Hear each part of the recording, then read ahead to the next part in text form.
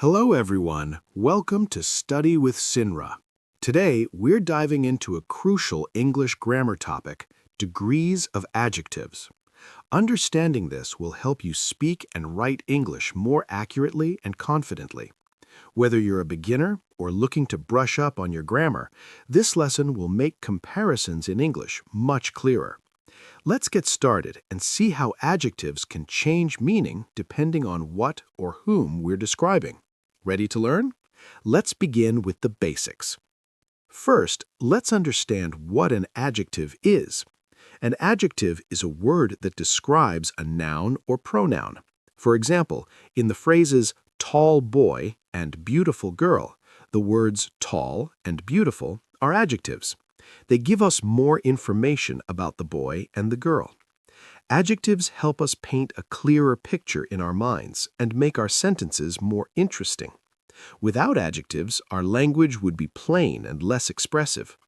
Now that we know what adjectives are, let's see how we can compare things using them. Degrees of adjectives show comparison. There are three main types: positive degree, comparative degree, and superlative degree. These degrees help us compare qualities between people, objects, or ideas. For instance, we might want to say someone is tall, taller than another, or the tallest in a group. Each degree has its own use and rules. Let's explore each one in detail, starting with the positive degree.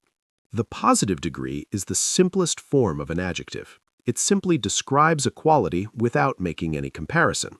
For example, Ram is tall, or this flower is beautiful. In these sentences, we're not comparing Ram or the flower to anyone or anything else. We're just stating a fact about them. The positive degree is used when we want to describe something as it is, without relating it to others. This is the base form of any adjective. The comparative degree is used when we want to compare two things or people. For example, Ram is taller than Sham, or this book is better than that one. Here, we're comparing Ram to Sham and one book to another. Usually, we add er to the adjective or use more before it. The word than is commonly used to show the comparison. This degree helps us highlight differences between two subjects. The superlative degree is used to compare more than two things or people. For example, Ram is the tallest boy in the class, or this is the best movie. In these sentences, Ram is being compared to all the boys in the class, and the movie is compared to all others. We usually add est to the adjective or use most before it, and always use the before the superlative form. This degree shows the highest or lowest quality among a group. Let's look at some important rules for forming degrees of adjectives. For short adjectives, we usually add er for the comparative and est for the superlative. For example, tall becomes taller and tallest, big becomes bigger and biggest, and happy becomes happier and happiest. These changes are simple but very important to remember when making comparisons. For longer adjectives, we don't add er or est. Instead, we use more for the comparative and most for the superlative. For example, beautiful becomes more beautiful and most beautiful. This rule helps keep our sentences clear and easy to understand, especially with adjectives that have more than one syllable.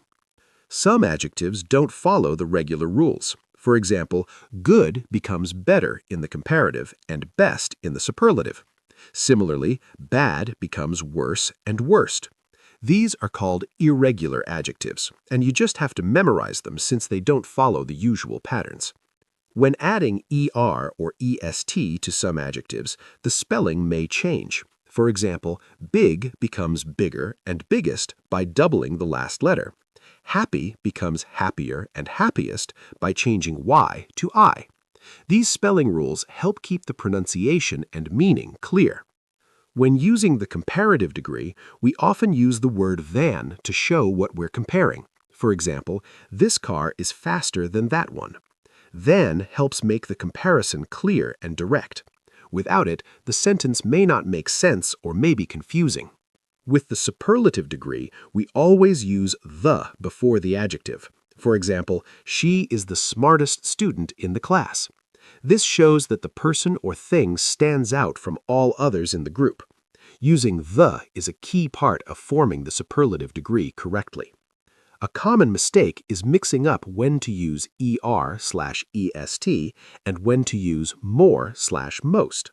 Remember, short adjectives usually take er/est, while longer ones use more/most. Also, don't forget to use than with comparatives and the with superlatives. Paying attention to these details will help you avoid errors.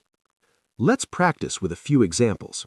Try forming the comparative and superlative degrees for these adjectives: small, interesting, old, and difficult. For small, we get smaller and smallest. For interesting, it's more interesting and most interesting. Practicing these will help you remember the rules and use them naturally in conversation and writing. Today, we learned about the 3 degrees of adjectives: positive, comparative, and superlative. We explored their rules, common mistakes, and how to use them in sentences. Mastering these degrees will make your English more precise and expressive. Keep practicing, and soon you'll use them with confidence. Thanks for joining Study with Synra. See you in the next video.